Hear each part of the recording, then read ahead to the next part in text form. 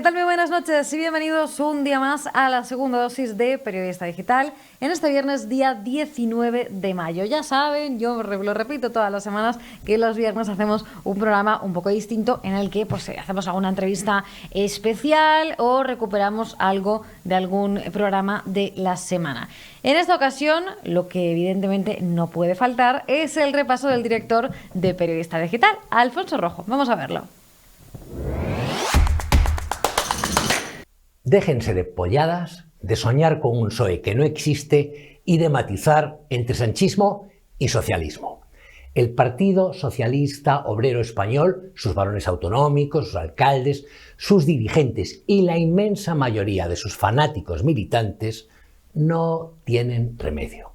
Han reinventado la España de los dos bandos y han elegido, para seguir chupando del frasco, ponerse en el mismo que los asesinos de ETA y los separatistas de RC.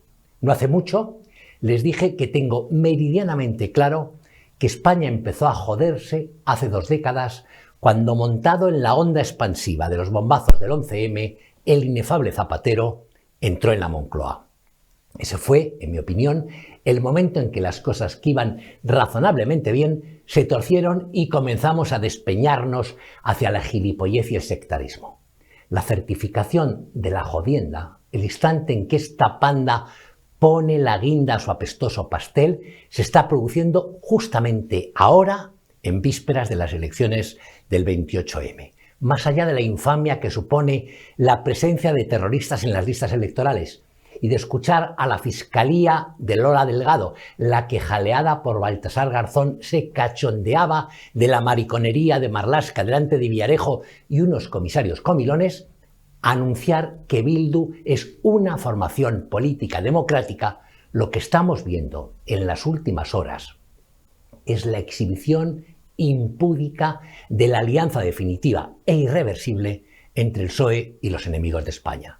Respecto a la Fiscalía, podía haber aducido que, desgraciadamente, no existen elementos para la ilegalización de Bildu y que el entramado de los herederos de los terroristas cumple los requisitos formales, pero no.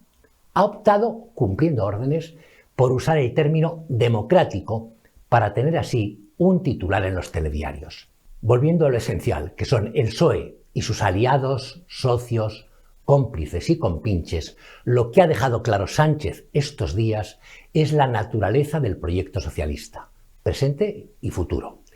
Que Bildu presente criminales como candidatos y se vanaglorie de los miles de muertos, mutilados, viudas y huérfanos que dejó ETA es normal, va en su esencia. Que el PSOE, con tantas víctimas en sus filas, se preste a la abyecta componenda y de arriba a abajo, sin excepciones, con la connivencia de todos sus integrantes, homologue a los matarifes y a los independentistas como socios, es antinatural y merece que el pueblo español arroje a ese partido maloliente a la basura de la historia. A ver si hay suerte y empezamos a hacerlo en las urnas de toda España este 28M. Y hoy les tenemos preparada una entrevista muy especial que ha hecho mi compañero José Antonio Puglisi. Nos trasladamos al ámbito internacional y en concreto a Venezuela, porque Puglisi ha estado hablando con Leopoldo López, el opositor venezolano exiliado en la actualidad en Madrid. ¿Cuál es la situación actual en Venezuela? ¿De qué manera está influyendo al mantenimiento del régimen de Nicolás Maduro en Venezuela el apoyo internacional? Hablamos de estos y otros asuntos sobre el país hispanoamericano, iberoamericano, a continuación con esta entrevista. Vamos a verla. Bienvenidos a una nueva entrevista de Periodista Digital. Nos acompaña Leopoldo López. Leopoldo, bienvenido. Muchas gracias. No necesitas presentación, todo el mundo sabe que eres un importante político venezolano y que has luchado durante años contra la dictadura de Hugo Chávez, de Nicolás Maduro, y ahora todos estos crímenes de lesa humanidad que han venido realizando desde la dictadura se encuentran en la Corte Penal Internacional, y queríamos preguntarte qué expectativas hay de este proceso, viendo que ha llegado donde nadie esperaba que se pudiera llegar.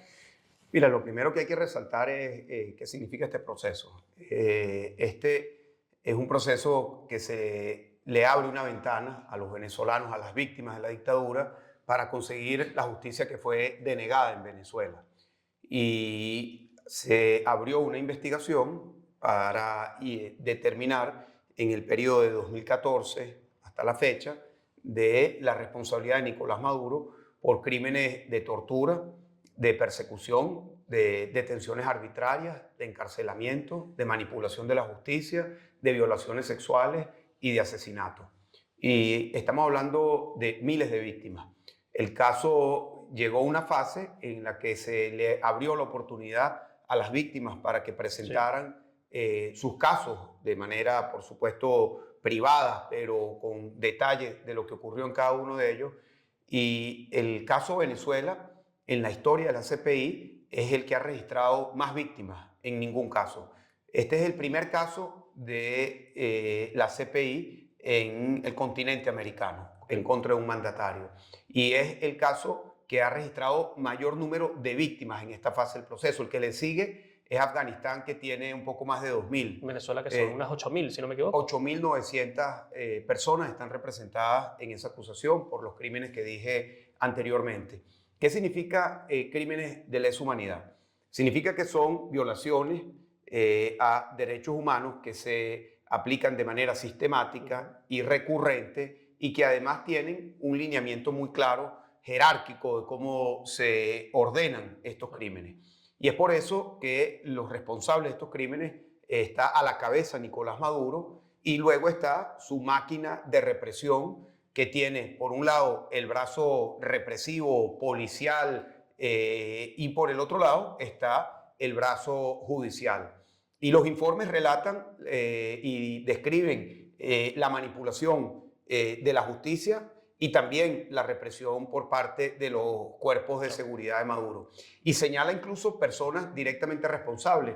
En un informe de la OEA se identifica a Calixto Ortega, quien tenía una responsabilidad en el Tribunal Supremo y fue responsable de haber ordenado detenciones arbitrarias que terminaron en torturas. Lo hizo de manera sistemática, sí. Y esta persona hoy es embajador de la dictadura de Venezuela ante los Países Bajos. También señala a Diosdado Cabello como responsable de haber ordenado muchos de estos crímenes que terminaron en persecución, tortura y algunos de ellos en muerte. Y por eso es que este es un proceso tan relevante que expresa la voz de las víctimas que han querido ser calladas por la dictadura. De estos 8.900 testimonios, no sé si haya habido alguno que te haya marcado. Mira, evidentemente hay en el informe lo que se lee son algunas referencias, algunos testimonios, no se leen los casos completos, pero yo te invito a que te puedas meter en la página y puedas ver el caso y allí vas a leer testimonios de cómo a las personas que eran detenidas les arrancaban las uñas o los dejaban guindados por los brazos durante varios días, donde le aplicaban electricidad en los genitales, violaciones sexuales, violaciones a mujeres, a hombres, mujeres que perdieron sus bebés por haber estado embarazadas en los momentos que recibieron la tortura, casos también dramáticos. Hay uno, por supuesto, muy cercano, que es el asesinato de Pipo Rada. Pipo era un concejal en Petare, en Venezuela, y en el año 2019 fue secuestrado, desapareció, luego apareció con señales de tortura y con 2 disparos en la nuca. Luego de haberlo asesinado lo llevaron a una carretera, allí lo rociaron de gasolina, le pusieron una toalla húmeda en el rostro con una nota de advertencia política y le quemaron el cuerpo.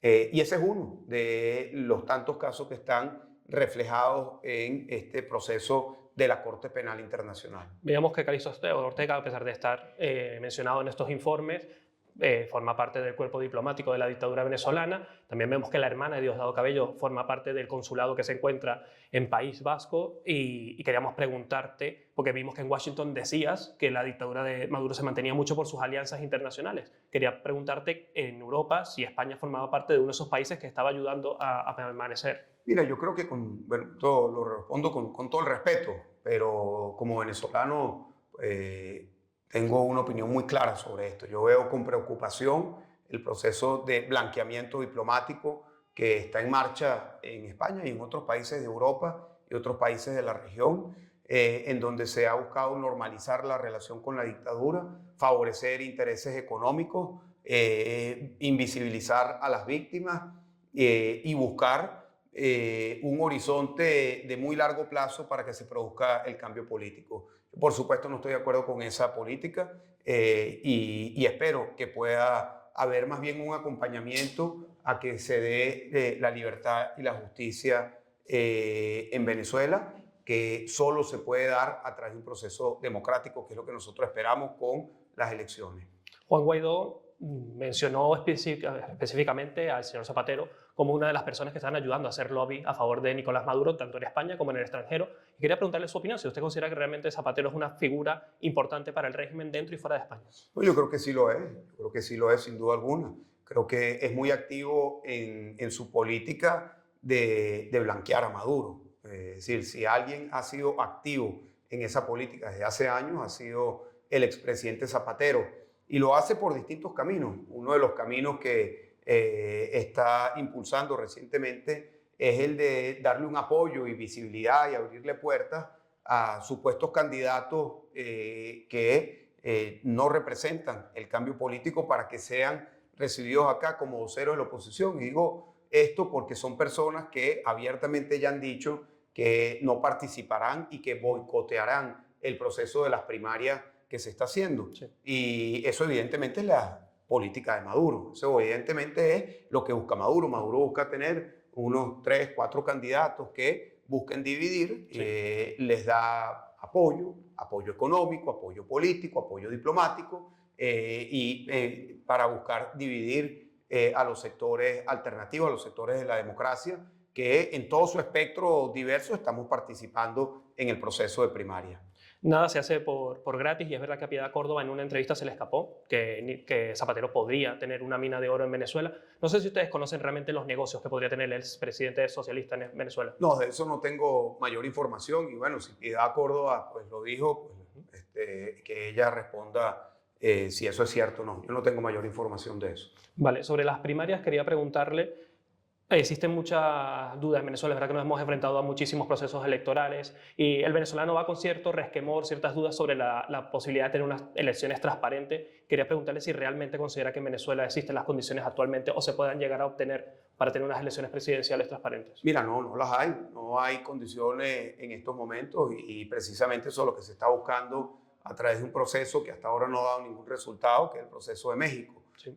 Pero yo creo que más allá de las condiciones, la prioridad en estos momentos son las primarias, que permitan unificar de abajo hacia arriba con la gente, con el voto dentro y fuera de Venezuela, la conducción, la legitimidad, el liderazgo unitario, y que no hay manera mejor de plantear este proceso de legitimar, de reorganizar, de impulsar, que a través de la gente, a través del voto. Por eso yo creo que lo más importante que tenemos en el horizonte es el proceso de las primarias. Quería retomar un tema que se nos había quedado en el tintero. Habíamos hablado de que España sí estaba retomando negociaciones económicas con Venezuela y habíamos visto los acuerdos de PDVSA con Repsol y Enil para la exportación de gas a Europa. Y quería preguntarle si realmente considera que este aspecto energético puede ser determinante para encaminar o no la situación diplomática entre ambos países. Y aprovecho también para preguntarle por el Delcy Gate, que fue la famosa visita de Delcy Rodríguez a Barajas con el exministro Ábalos, que generó tanta polémica, y quería preguntarle su opinión sobre esto, porque el exministro dijo que no había ocurrido nada, que había sido simplemente un trámite pasajero, y quería preguntarle a usted cómo percibe esta situación. Mira, sobre el tema energético, yo creo que es muy importante poner las cosas en contexto. Lo primero es que Venezuela ha dejado de ser un país petrolero. Es un país que tiene petróleo, pero ha dejado de ser un país relevante por la destrucción y la corrupción dentro de Petróleos de Venezuela. Hoy Venezuela está produciendo mucho menos de 1 millón de barriles diarios y está por debajo de otros países de la región, de Colombia, Brasil, que producen más que Venezuela. Lo segundo es que Venezuela no va a ser un proveedor confiable de energía. Y no lo va a hacer porque Maduro es Maduro. Y creo que Europa debe aprender la lección que fue tan costosa de haberle entregado a Putin la dependencia energética a través del Nord Stream 1 y el Nord Stream 2, que fue muy costoso para Alemania y para el resto de Europa. Y si Putin no fue confiable, mucho menos lo va a hacer Nicolás Maduro. Creo que la única manera que Venezuela puede ser un actor confiable dentro de lo que es el mercado energético regional y global es si Venezuela es un país que responde a la democracia, al Estado de Derecho, a los derechos humanos, a una orientación transparente de todo lo que puede hacer el tema energético. Y creo que darle prioridad al tema energético por encima de la democracia es algo con lo que yo no puedo estar de acuerdo. Es decir, yo entiendo los intereses de una empresa petrolera y yo entiendo los intereses diversos que puede tener un Estado, pero yo espero de España y de todas las democracias, porque creo que en este momento es una responsabilidad que tienen todas de ponerse del lado de quienes estamos buscando la democracia para nuestros países. Porque hoy a nivel global hay un conflicto claro, cantado, entre la autocracia y la democracia. Y los países poderosos que están liderando la orientación, la ola autocrática, que son Rusia, China, Irán, tienen claramente la intención de ir socavando la democracia y de ir teniendo cada vez más aliados a nivel global. Y esto lo digo de una manera muy clara. Mira, hoy Venezuela es un aliado de estos países, pero de manera obvia. El primer ministro de Relaciones Exteriores ruso, Lavrov, estuvo en Venezuela hace 3 semanas. Hace 2 meses estuvo el ministro de Exteriores de Irán. Estuvo el primer ministro de Burkina Faso, un país en donde acaban de dar un golpe de Estado militar, represivo, violador de derechos humanos, hace unos meses. Y evidentemente ese es un eje que se viene fortaleciendo. Nosotros esperamos de los países libres lo contrario, que ayuden a que sea la democracia lo que prevalezca en nuestros países. Entonces, cuando veo que se le da prioridad al tema energético o al tema de las alianzas económicas y que se pone y se subordina el tema de la democracia, el tema de los derechos humanos, el tema de las víctimas a un segundo, un tercer plano, yo creo que es un error y creo que es inconsistente con los valores de las democracias, con sus constituciones, con su historia, pero también creo que desde el punto de vista geopolítico, el compromiso que debe asumir el mundo libre es de defender a todos aquellos movimientos que estamos buscando la transición hacia la democracia en nuestros países. Y sobre el Delsigate, sé que es un episodio que ha sucedido hace tiempo y que parece enterrado en el olvido, pero es que demuestra esa buena sintonía que hay entre gobierno y... Bueno, yo no tengo mayor información de eso, se hizo mucha investigación de prensa, no sé qué actualización hay sobre eso.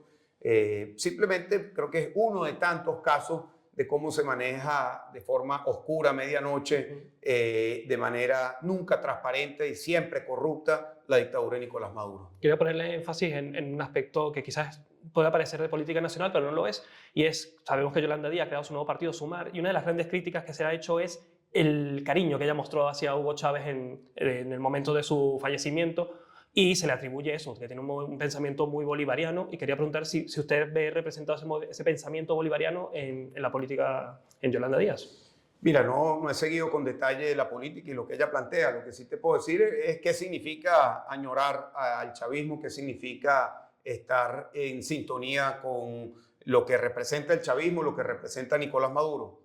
Es un régimen criminal. Es decir, nadie que se presente, nadie que asuma que defiende los derechos, una persona de derecho de izquierda que asuma que algo fundamental es defender los derechos de las personas, los derechos políticos, los derechos sociales, los derechos individuales, los derechos económicos, que los derechos sean la prioridad. Y yo creo que eso es la mejor expresión de lo que es una democracia. Bueno, eso es totalmente lo contrario a lo que ocurrió en Venezuela. Y es lo que presentamos el día de hoy, que es la violación sistemática de los derechos de todos los venezolanos. Entonces, cualquier persona que apoye, cualquier persona que sea solidaria con Nicolás Maduro, con lo que representa su dictadura, es una persona que está apoyando la violación sistemática de derechos humanos, una persona que se está poniendo del lado del opresor, que se está poniendo del lado del torturador, que se está poniendo del lado del asesino, que se está poniendo del lado del censurador, que se está poniendo del lado de los jueces del terror.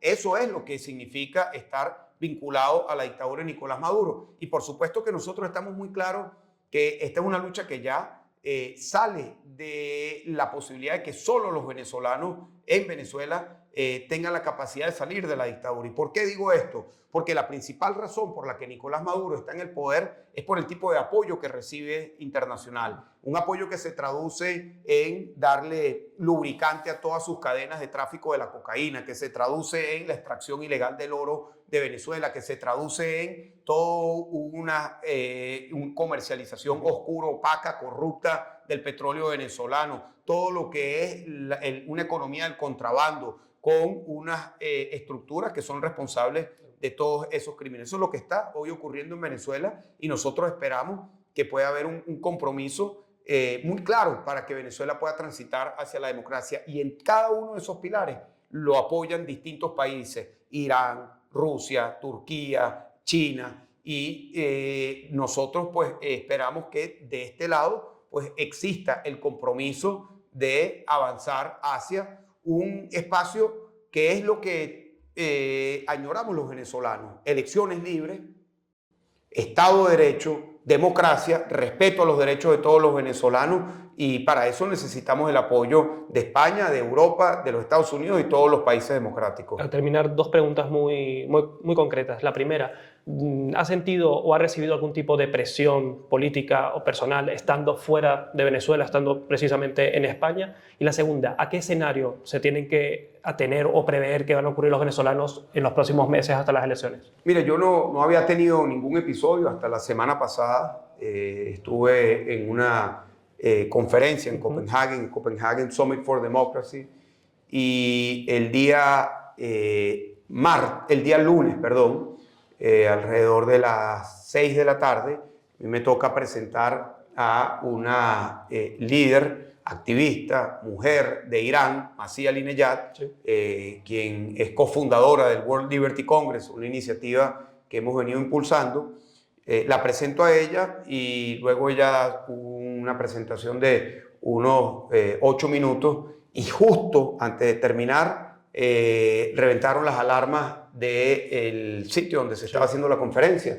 Cientos de personas tuvieron que salir, y luego minutos después una activista asiática la para, un vehículo negro, se bajan 2 personas con una placa diplomática, y le empiezan a acosar y le empiezan a preguntar sobre si conocían a Leopoldo López, que dónde estaba, cuál era el programa. Evidentemente había una intención muy clara, y yo estoy seguro que fue tanto el saboteo del evento como de algún tipo de persecución. Eso ha sido un episodio reciente, pero eso es una práctica que tienen las dictaduras, los sistemas autocráticos. Yo tengo compañeros de otras partes del mundo, sí, que están perseguidos permanentemente. Masih Alinejad es una de ellas, que ha tenido 2 intentos de homicidio en frente de su casa en Brooklyn, en Estados Unidos, en el estado de Nueva York. Otros de Bielorrusia han recibido atentados, los rusos han sido envenenados. Es decir, hay una práctica común de los autócratas de lo que se llama la represión transnacional. Claro, pero para esta represión me imagino que los estados donde ocurren también hacen a veces la vista gorda. Bueno, por eso es que es importante que se hagan las investigaciones y que se sepa que este es una amenaza no solamente a las potenciales víctimas, sino a la estabilidad y la convivencia en los países democráticos. Perfecto. Y para terminar, el escenario que deben esperar los venezolanos de aquí hasta las elecciones generales. Mira, yo espero y pongo la vista más bien en un horizonte más corto. Yo creo que en estos momentos hay que poner toda la atención en el proceso de las primarias. Yo entiendo perfectamente que la gente esté separada, apartada de la política, muchos frustrados, pero es un camino que va a permitir que nos volvamos a unificar con la participación de los venezolanos. Allí hay una variedad de distintos candidatos que la gente podrá votar por el de su preferencia. Nosotros estamos apoyando a Frei Superlano, quien le ganó al chavismo y a Maduro la gobernación de Barinas, no solo, sino 2 veces en el año 2021. Pero lo más importante es que haya participación a favor de todos, que sea masiva y que eso nos permita unificar, cohesionar, tener un liderazgo, tener una mayor presencia dentro y fuera de Venezuela y que eso nos lleve con fuerza hacia el año 24. Leopoldo López, muchísimas gracias por tu análisis. Gracias. Y con esto lo dejamos aquí. Ya saben que volvemos el lunes, como siempre, a las 8 de la tarde en la segunda dosis de Periodista Digital con Alfonso Rojo, con nuestros invitados y con muchísimo más contenido. Que disfruten el fin de semana y el lunes les espero. Gracias.